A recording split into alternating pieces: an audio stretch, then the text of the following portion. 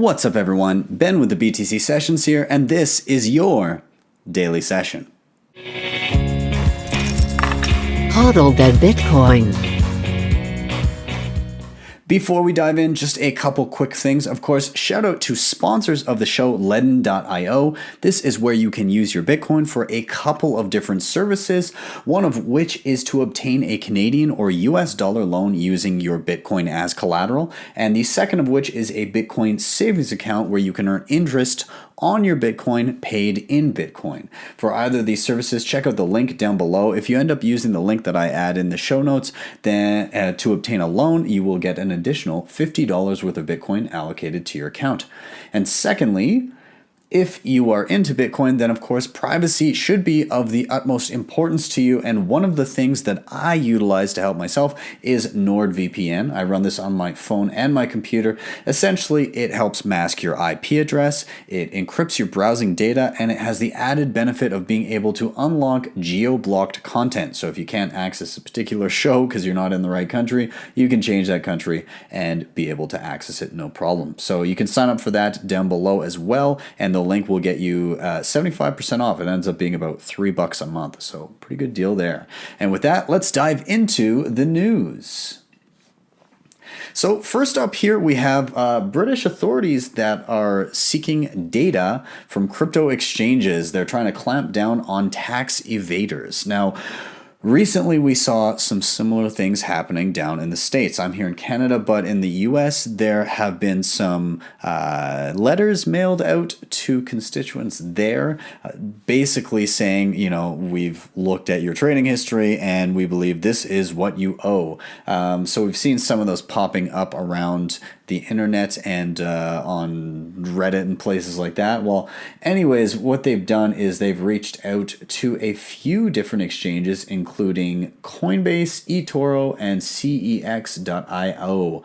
And essentially, they're just trying to crack down on people that haven't claimed and filed their taxes, who have bought, profited, and then sold their Bitcoin or other cryptocurrencies. Now, this is interesting because right now it seems that they're only going back about 3 years.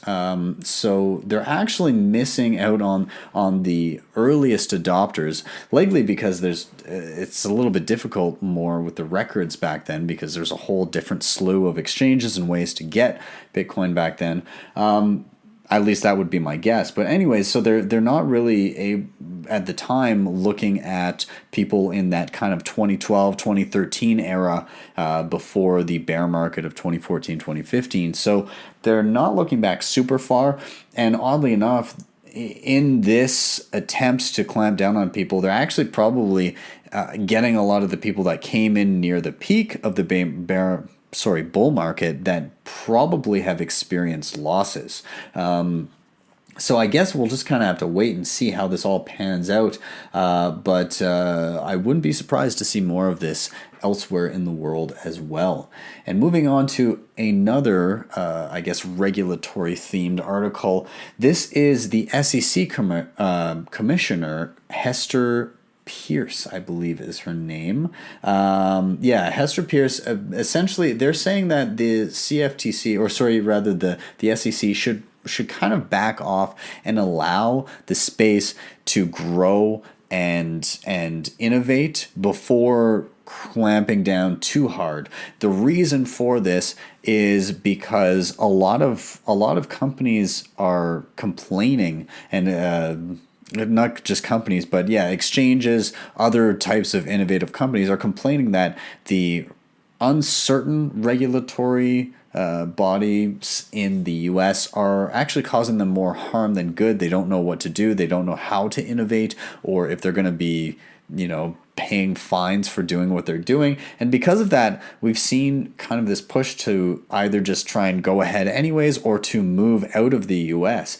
Circle, Jeremy Allaire, was just testifying in front of the Senate, and just recently he moved their exchange, Poloniex, again out of the US to Barbados because it was more favorable for them to do so.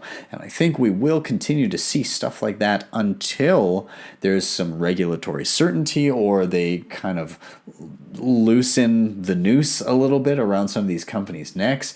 But yeah, so some of the quotes here, I'll just kind of read a few sound bites here. But we need to allow people that are interested in this space to be involved in it in a way that is within the regulated framework. Understanding that investors have to make their own decisions, we can't make those decisions for them. It is very natural for regulators to be conservative because if we make a mistake, then people are going to come blame us. And I know if people lose money, they always come blame the regulator. So there's kind of a double-edged sword here. You got to be careful and you have to do things that are in the interest of the people that are your constituents. You want to make sure that they're not getting screwed by these companies. But at the same time, you don't want to restrict them so much that your country falls behind and isn't keeping up with the pace of innovation that the rest of the world is enjoying. So very interesting there. Now moving on, I'm super excited that this blew up so much. But the other day, yesterday morning, I received a message on my Instagram account, which isn't even really used that much, but my Instagram account for BTC Sessions, I got a message from somebody basically offering me to invest in whatever their scam was. In this particular instance, they said, deposit your Bitcoin and you'll double it every 24 hours. Sounds legit. No, normally I just kind of block these people and find them annoying, but in this case, I was half asleep and I kind of just started responding. I was like, maybe I'll just waste a bit of this person's time. And it became very in-depth and we got talking. And as you can see, as I scroll through the screen here, we got deep into conversation. I pretended that I was, some guy with a ton of money that was interested but didn't really understand Bitcoin and had just invested for the first time. Convinced them that I was going to deposit like 22 grand into their system. Basically, anyways, in a roundabout way, using some social engineering, I was able to get this person to actually send me Bitcoin, which then I promptly donated to Bitcoin Venezuela, which is a great cause that is helping the people of Venezuela with the hyperinflation that has gone on down there and the dismal living conditions that they're having to deal with. So I basically took the $50 that this scammer sent me and donated it. So this is, I'll give you the ending, but I do recommend you check out this piece. So it's a bunch of screenshots. This is the moment when they sent me the $50 after trying to scam me. And I said, you idiot scammer asshole, I'm donating your money to Bitcoin Venezuela. Get a fucking job and stop being a piece of shit. After which they said, please don't do that. Just send me back my Bitcoins, please. That would show you're an honest man. And anyways, obviously I did, and I donated it, and I blocked the person afterwards. But the interesting thing about this is how much this blew up on Twitter. It's insane. I looked at just prior to posting this video, and it's had like 230,000 impressions. Not only that, but I got a call from CBC Radio the other day and chatted with them. I'm going to be on the morning show tomorrow morning, I suppose, and then in the afternoon I may be on TV talking about it here in Calgary. Not only that, but I also saw another outlet, I'm not sure, I can't remember the name of it, but they did an article on it. I also was able to chat with the REKT Podcast, the guys at REKT Podcast, and they did an interview. They were already planning on doing an interview, but we got into this topic as well. And I also saw a foreign language article that was written about this, all within the last 24 hours. Just super funny. So anyways, also my I believe the traffic to my website is up something like 35,000%. So yeah, thanks for people that found this to be funny, because I was not expecting it to blow up as much as it did, nor was I really expecting the person to actually send me any money. So yeah, anyways, it may be a good play-by-play if somebody's trying to scam you. I may as well use this opportunity to say that if you are interested in donating to the people in Venezuela, Bitcoin Venezuela is a great charity. They do a lot of great work. Mauricio, who is the works with Ledn, who sponsors this show, has done some work with them and has donated through them as well. He is actually from Venezuela, so yeah, check them out if that's something that interests you.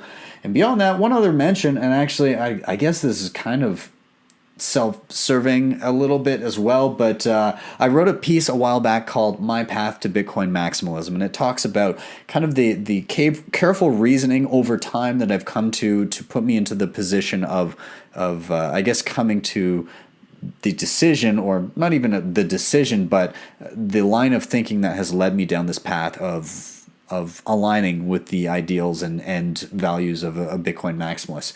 Anyways, Guy Swann from the Cryptoconomy did a reading of this and has uploaded it as a podcast. So if reading is not your thing and you prefer audio, then you can check that out. Thank you very much, Guy Swann, for doing that. I do appreciate it. So I shared that on Twitter. I'll share all those links down below. Guy Swann is awesome. He takes a lot of these great Medium posts and blog posts and he'll just narrate them. So it just makes for a nice, easy listen if you're trying to get through a number of Medium posts, but maybe you don't have the time to sit down and read them, but you do have the time to listen in the car as you're driving somewhere, then awesome. Do check him out, the Cryptoconomy. I actually got to meet him down in San Francisco when I was there for Bitcoin 2019. So yeah, great guy, great work. Thank you again for doing it. And guys, take a listen. Let me know what you think about it. With that, I'm going to wrap up. I hope you guys have all had a great, well, if you're in Canada, I hope you had a great long weekend. And if you're in the States, I hope you had a great Monday yesterday, and happy Tuesday to you. I will see you all for the next one. But in the meantime, if you're new here, hit like, subscribe, share. If you want to help out the show, hit up either of the sponsors in the show notes down below. And if you really like what you saw, you can drop a Bitcoin Lightning Network tip at my tippin.me page. With that, I will see you guys tomorrow for your daily session.